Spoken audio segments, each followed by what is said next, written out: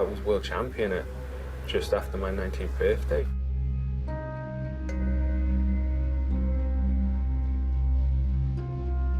I haven't known anything except winning and being kind of in an association with media since, you know.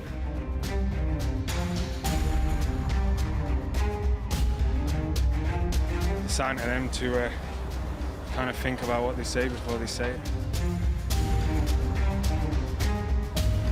Unfortunately, you can still pay for how you were 10, 12 years ago. What would I have to do that?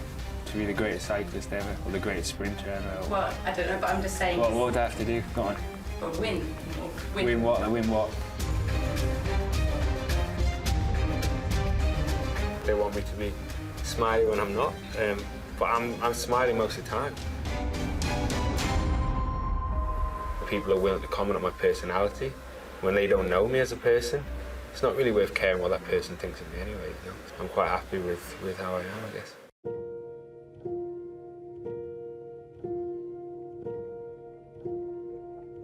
Riding my bike, I love.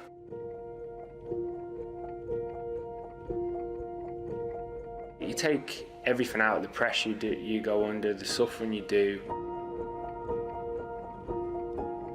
Obviously, it's ideal to be in a place you like to do it. Here in Tuscany it's my favourite place in the world to ride a bike. I'm fortunate to come from the Isle of Man as well. Although it's a bit wet, it's a beautiful place to ride.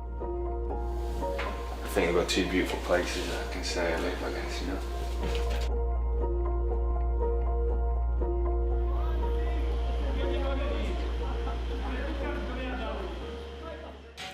In Italy, you don't need a coffee machine. Just go to the bar, it's €1 for a coffee and that. But I kind of like the process, you know. I've got nothing else to do in the mornings before I go out, so just bear with me a second, it gets loud.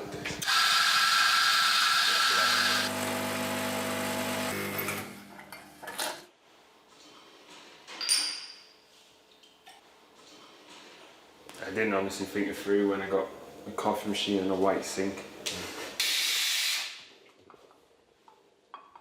I wanted to be the best cyclist, that's sure, but never. I wanted to be the top of the game. As soon as I knew I wanted to be a cyclist, I wanted to be the best. It was a working class sport. It was just even the generation before me. It's not that you did it it was a job. It wasn't to be a superstar. It was a job, you know. I look at the kids now, and I don't ever want to be like it was different in my day. But I remember racing. I was on the second-hand mountain bike with people on road bikes, and the road bikes were just old road bikes, passed me down from generation, you know. Now honestly, like some of the 10-year-olds, they have better kit than a lot of pros, you know. Not really saying if things are good or bad, I'm just pointing out the differences of what there is now. General with sugar.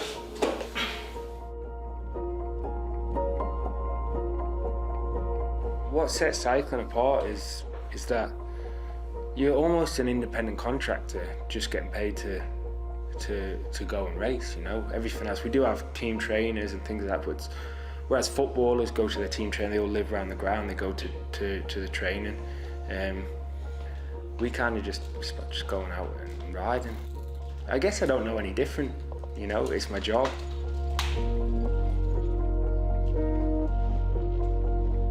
I do specific training up to targets, but generally I just go out and ride my bike, and the more I ride, the better I get, you know. It's pretty simple like that. If you ride more, you're going to be better, and when you like something more, you're going to do it more, aren't you? So it works like that. It's the same when I was a kid, you know.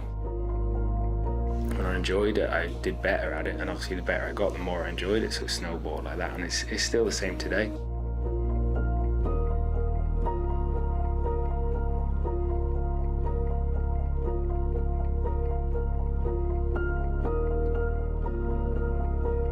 I'm not going to be doing this till I'm 70. For my kids to be where I want to be because I enjoy it, it's not really fair on my family to come somewhere because I just like being here.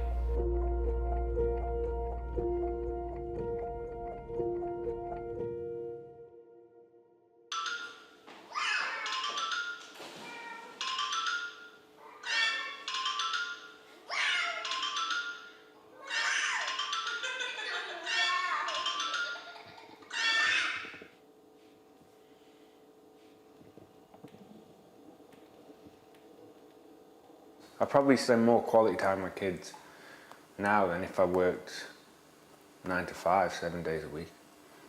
You know, if I had to leave home at 7:30 and I get home at 7:30, I don't see the kids anyway. I see them over a weekend, you know. 50 weeks in a year, it's 100 days, roughly, you know. And it's probably about that, maybe a bit less that I see them now anyway, you know.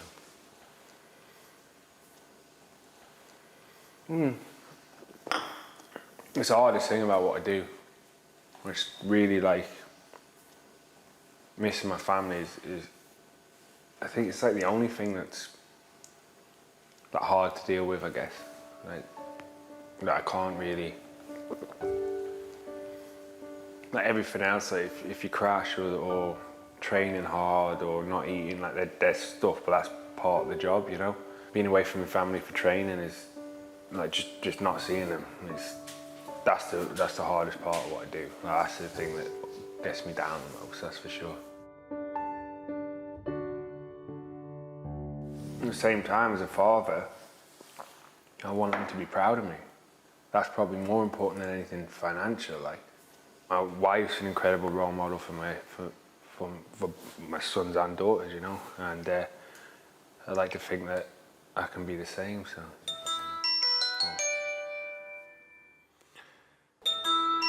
Rolf Aldad calling. Big word. Hiya mate, you alright? Good morning. How are you? Alright mate. Hello and welcome to one of the most important days in the whole of the cycling year. Milan-San Remo, the longest of all the monuments, prepares to herald the advent of the classic season. Big crash coming off the roundabout there. Okay, and they're still going down. One rider from Team Dimension Data has continued to pick themselves up. Oliver Nason's being delayed. Yeah, not again.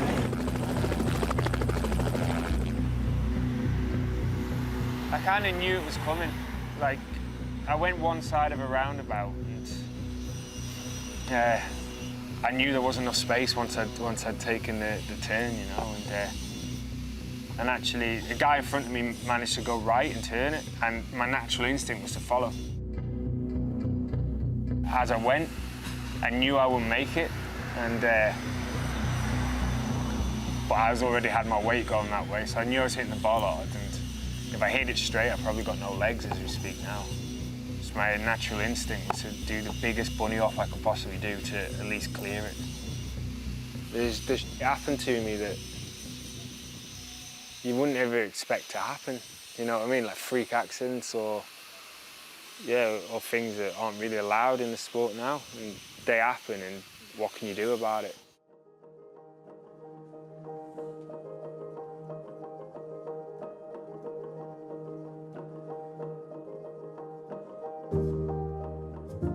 After San Remo, the only thing I'd really broken was my ribs, but I had problems with my pelvis, with my knees, and they were things that wasn't, you know, I could feel them getting irritated when I was riding, and that can do more damage. It can prolong your recovery. So as soon as those kind of muscular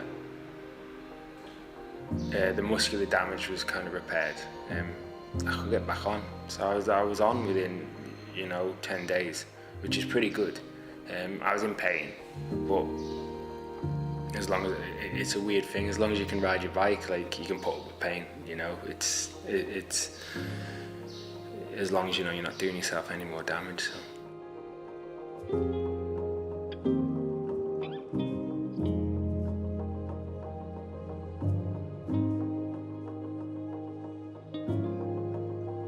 The competitors that do the Tour de France they're completely different physiologies. I do a completely different sport to Chris Froome, yet we do the same sport. It's such a strange thing. And actually, on a climb, everyone suffers. It's just some people physiologically go better on a climb than somebody else. When, you know, people say, oh, you should practice climbing. You can't practice climbing. You can get better at it by training yourself, but physiologically, you can only go to a certain limit. I don't have to train my sprint. Physiologically, I'm made to sprint. So actually, I do most of my training like on the climbs.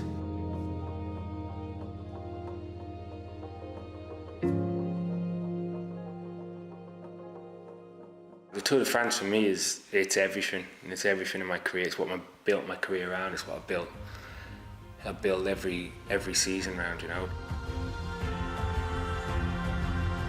And it gives me hunger to try and just be the best again, you know, not lose any races. There was a time when I didn't lose a race. I'd like to be, without doubt, the best, you know, and it gives me hunger to try and be more successful.